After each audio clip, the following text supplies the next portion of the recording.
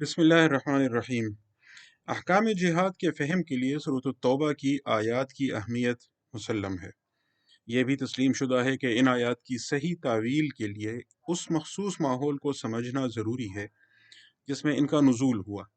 تاہم چونکہ قرآن کریم کی آیات کا نزول مختلف مواقع پر ہوا ہے اور پھر یہ آیات مختلف صورتوں کے اندر مخصوص مقامات پر رکھی گئی ہیں، اس لیے زمانۂ نزول اور تاریخی پس منظر کے تعین کے لیے ایک جانب شان نزول کی روایات ہوتی ہیں اور دوسری جانب اس مخصوص صورت میں ان آیات کا مخصوص سیاق و سباق ہوتا ہے، جن میں بعض اوقات تطبیق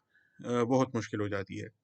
یہ مسئلہ سورۃ توبہ کے ابتدائی حصے کے زمانۂ نزول کی تحقیق میں واضح طور پر سامنے آتا ہے۔ اگر موضوع اور مضامین کے لحاظ سے دیکھا جائے تو سورۃ التوبہ کو دو بڑے حصوں میں تقسیم کیا جا سکتا ہے۔ آیت 1 سے آیت 37 تک مشرکین عرب اور اہل کتاب کے ساتھ جنگ کے متعلق آخری حتمی احکامات دیے گئے ہیں، ہدایات دی گئی ہیں، اور اس کے بعد آیت 38 سے اختتامی صورت تک منافقین کے مختلف گروہوں کا تفصیلی تعاقب کر کے ان کے متعلق آخری احکامات دیے گئے ہیں، اور ساتھ ہی مختلف گروہ جو مسلمانوں کے اندر تھے ان کے متعلق اللہ تعالیٰ کے فیصلے کا اعلان کیا گیا ہے۔ یہ گویا رسول اللہ صلی اللہ علیہ وسلم کے تمام مخاطبین کے لیے فیصلے کی صورت ہے۔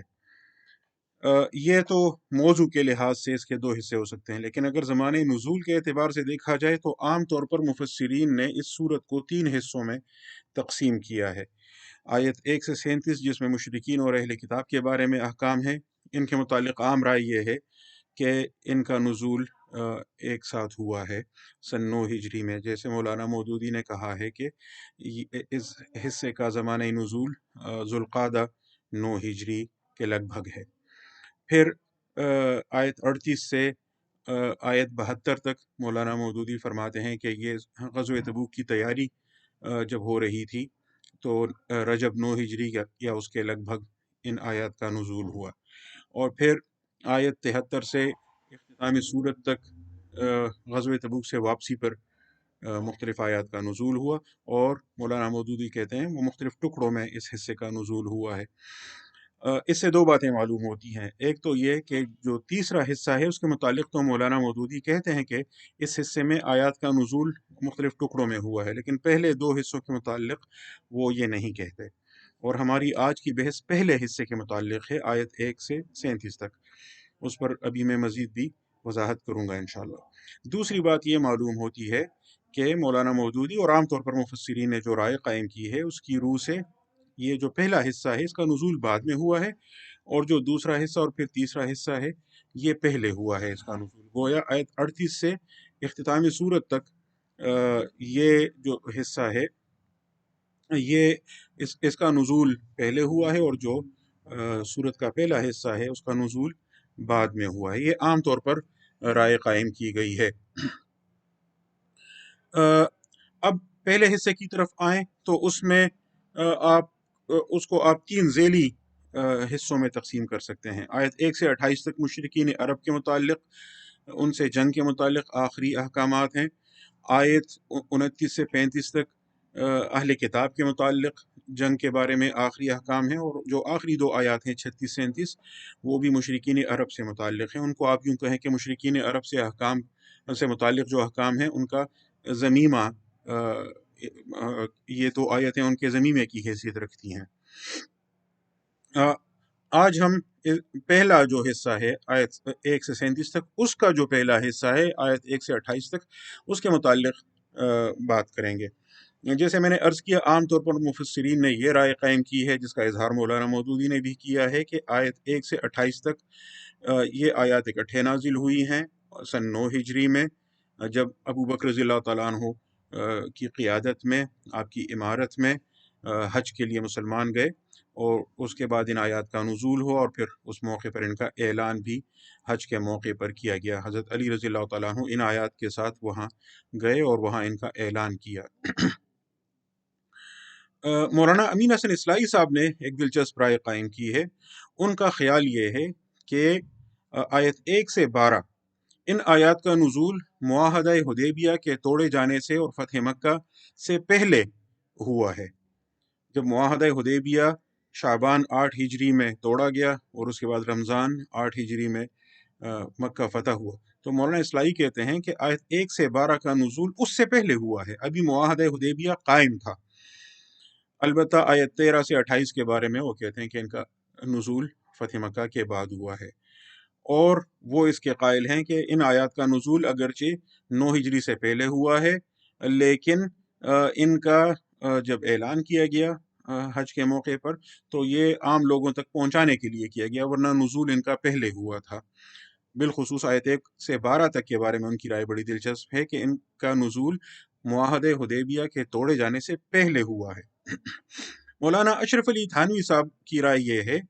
کہ آیت 7 سے 12 ان کا نزول معاہدہ حدیبیہ کے توڑے جانے سے پہلے ہوا ہے، وہ اس کے قائل ہیں مولانا اصلاحی کی طرح، آیت 7 سے 12 تک۔ اور اسی طرح آیت 13 سے 28 تک کے بارے میں وہ کہتے ہیں فتح مکہ کے بعد ان کا نزول ہوا ہے۔ لیکن جو پہلی 6 آیات ہیں ان کو وہ بھی 9 ہجری میں نازل شدہ مانتے ہیں، جب حضرت علی رضی اللہ تعالیٰ عنہ کو یہ آیات دے دی گئیں اور وہ پھر مکہ مکرمہ گئے اور وہاں ان کا اعلان کیا، کیونکہ یہاں عام طور پر روایات میں یہی بات آئی ہے، تو وہ ان روایات کی بنیاد پر عام مفسرین کی طرح یہ مانتے ہیں۔ گویا مولانا مودودی کے نزدیک آیت 1 سے 28 تک اور عام مفسرین کی بھی یہ رائے ہے، ان کا نزول حج 9 ہجری کے موقع پر ہوا یا اس سے کچھ پہلے۔ اور جو مولانا اصلاحی ہیں وہ کہتے ہیں آیت 1 سے 12 کا نزول معاہدہ حدیبیہ کے توڑے جانے سے پہلے ہوا ہے، اور پھر آیت 13 سے 28 میں کچھ آیات وہ ہیں جو معاہدہ حدیبیہ توڑے جانے کے بعد جن کا نزول ہوا ہے، اور کچھ ایسی ہیں جو فتح مکہ کے بھی بعد بلکہ غزوہ حنین کے بعد نازل ہوئی ہیں۔ اور مولانا اشرف علی تھانوی کی رائے یہ ہے کہ 7 سے 12 تک جو آیات ہیں ان کا نزول معاہدہ حدیبیہ توڑے جانے سے پہلے ہوا ہے، 13 سے 28 تک کا نزول پھر بعد میں ہوا ہے، لیکن جو پہلی 6 آیات ہیں ان کا نزول بھی بعد میں ہوا ہے 9 ہجری کے موقع پر جب حج کا موقع آیا۔ اب یہ جو پہلی رائے ہے جو جمہور مفسرین کی رائے ہے، جو عام طور پر رائج ہے، جس کی روح سے ان سب آیات کا نزول 9 ہجری میں ہوا، اس پر کچھ سوالات اٹھتے ہیں۔ مثال کے طور پر آیت 7 میں ارشاد باری تعالیٰ ہے کیف یکون للمشرکین عہد عند اللہ وعند رسولہ الا الذین عاہدتم عند المسجد الحرام، یہ کون لوگ ہیں جن کے ساتھ مسجد حرام کے قریب معاہدہ ہوا تھا؟ بظاہر یہ معلوم ہوتا ہے، اور مولانا اصلاحی نے بھی یہ رائے قائم کی ہے اور مولانا تھانوی نے بھی، کہ یہ معاہدہ حدیبیہ کی طرف اشارہ ہے، کیونکہ مسجد حرام کے قریب وہ معاہدہ ہوا تھا، تو ان کو یہاں اعلان برات سے استثناء دی گئی ہے، اور آگے فرمایا گیا ہے فَمَا اسْتَقَامُوا لَكُمْ فَاسْتَقِيمُوا لَهُمْ، تو جب تک وہ معاہدے پر قائم ہیں تم بھی ان کے ساتھ اس معاہدے پر قائم رہو۔ تو اس سے تو یہ معلوم ہوتا ہے کہ ابھی معاہدہ حدیبیہ ٹوٹا نہیں ہے۔ اچھا، اسی طرح آگے آیت 12 سے معلوم ہوتا ہے کہ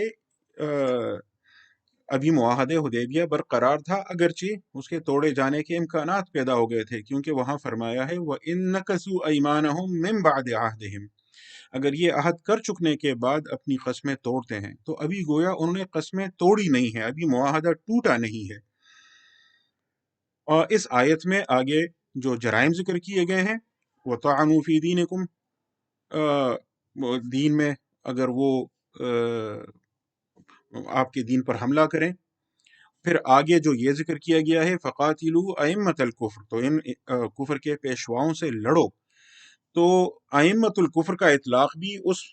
ماحول میں اور تاریخ کے اس موڑ پر اور اس معاشرے میں قریش پر ہی ہوتا تھا۔ تو ان 2 آیات سے یہ معلوم ہوتا ہے کہ ان کا نزول تو معاہدہ حدیبیہ کے توڑے جانے سے پہلے ہوا ہے۔ پھر جو اگلی آیت ہے آیت 13، اس سے معلوم ہوتا ہے کہ معاہدہ توڑا جا چکا ہے، کیونکہ اس میں فرمایا ہے الا تقاتلون قوما نکثوا ایمانہم، انہوں نے معاہدہ توڑ دیا ہے، تم اس سے لڑو گے نہیں۔ اور پھر جو جرائم ذکر کیے گئے ہیں کہ رسول کے نکالنے کا انہوں نے قصد کیا ہے، وہموا باخراج الرسول وہم بدؤکم اول مرہ، ابتدا بھی انہی نے کی ہے۔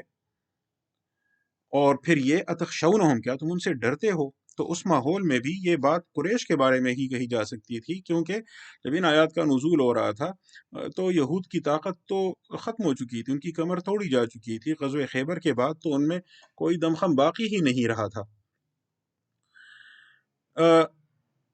پھر آگے آیت 25 میں آئیے تو وہاں غزوہ حنین کا ذکر ہے، اور وہ ظاہر فتح مکہ کے بعد کا واقعہ ہے جس میں اللہ تعالیٰ نے اپنی مدد ظاہر کی، تو اس کی طرف اشارہ ہے لَقَدْ نَصَرَكُمُ اللَّهُ فِي مَوَاطِنَ كَثِيرَةٍ وَيَوْمَ حُنَيْن۔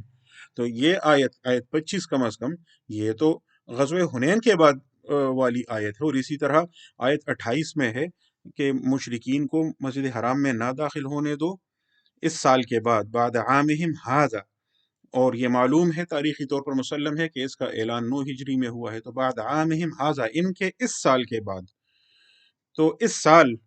کا اشارہ اگر 9 ہجری کی طرف ہے تو اس کا مطلب یہ ہوا کہ آیت 28 کا نزول تو 9 ہجری میں ہوا ہے۔ تو اس وجہ سے معلوم ہوتا ہے کہ یہ آیات مختلف ٹکڑوں میں نازل ہوئی ہے۔ مولانا تھانوی نے یہی رائے قائم کی ہے، جیسے میں نے اس کی وضاحت کی، مولانا اصلاحی نے بھی یہی رائے قائم کی ہے، لیکن مولانا اصلاحی اور مولانا تھانوی کا اختلاف اس معاملے میں یہ ہے کہ مولانا اصلاحی کا یہ کہنا ہے کہ جو پہلی 6 آیات ہیں ان کا نزول بھی آیت 7 سے 12 کی طرح معاہدے حدیبیہ کے توڑے جانے سے پہلے ہوا ہے، جبکہ مولانا تھانوی عام طور پر جو مشہور روایات ہیں ان کی بنا پر یہ مانتے ہیں کہ یہ جو براءۃ من اللہ و رسولہ سے لے کر جو 6 آیت تک آیات ہیں، پہلی 6 آیات، ان کا نزول 9 ہجری میں ہوا ہے۔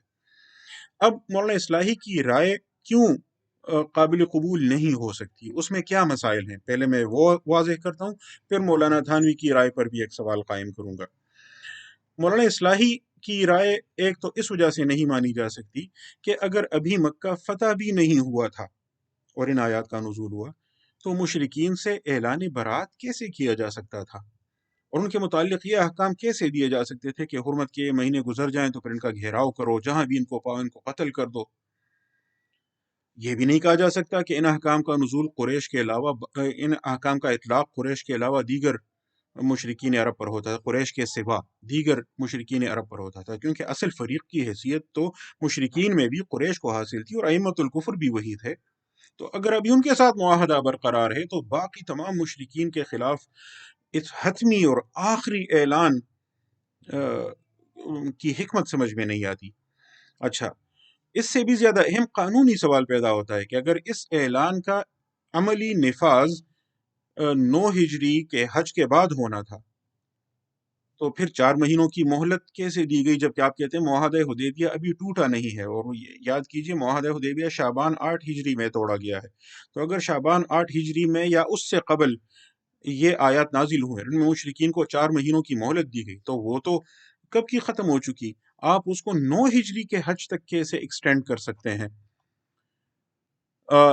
اور اگر ان احکام پر عمل 9 ہجری کے حج کے بعد بلکہ 10 ہجری کے محرم کے خاتمے کے بعد، کیونکہ حرمت کے مہینوں کے بعد ان پر عمل ہونا تھا نا، تو 10 ہجری میں ان پر عمل ہونا تھا، تو یہ اتنا بڑا گیپ کیسے آ سکتا ہے، جبکہ آپ کہتے ہیں کہ مہلت بس 4 مہینوں ہی کی تھی۔ غالباً انہی کمزوریوں کی بنا پر عام طور پر مفسرین کے لیے یہ بات قابل قبول نہیں تھی کہ وہ یہ مان لیں کہ آیت 1 سے 6 تک کا نزول معاہدے حدیبیہ کے توڑے جانے سے پہلے ہوا ہے۔ تو انہوں نے تو یہ کہا کہ ان آیات کا نزول 9 ہجری میں ہوا ہے، لیکن پھر ان کو ان آیات کی تعویل کرنی پڑی جن سے بظاہر معلوم ہوتا ہے کہ مشرکین کے ساتھ ابھی مشرکین قریش کے ساتھ ابھی معاہدہ باقی تھا، جیسے میں نے ذکر کیا ائمۃ الکفر کا ذکر ہے، یا یہ کہ جب یہ قسمیں توڑ دیں، معاہدہ توڑ دیں تو پھر تم نے یہ کرنا ہے، یا جب تک یہ معاہدے پر قائم ہیں تب تک ان کے ساتھ قائم رہو، یا اسی طرح بعض مفسرین نے اس آیت کی بھی تعویل کی جس میں یہ ذکر ہے کہ جن کے ساتھ تمہارا معاہدہ مسجد حرام کے قریب ہوا ہے، تو کہتے ہیں کہ ان سے مراد قریش نہیں بلکہ دیگر قبائل ہیں۔ ان آراء پر ہم اگلی قسط میں انشاءاللہ تفصیلی بات کریں گے، لیکن میں اس وقت مولانا تھانوی کی جو رائے ہے اس پر قائم ہونے والی اس میں ایک پیچیدگی کا ذکر کروں گا، اور اس پر قائم ہونے والے سوال کا ذکر کروں گا۔ وہ پیچیدگی یہ ہے کہ اگر آپ آیت 7 سے 12 تک کے بارے میں یہ مانتے ہیں کہ ان کا نزول معاہدہ حدیبیہ توڑے جانے سے پہلے ہوا ہے، اور آیت 1 سے 6 کے بارے میں کہتے ہیں کہ یہ تو 9 ہجری میں نازل ہوئی ہیں،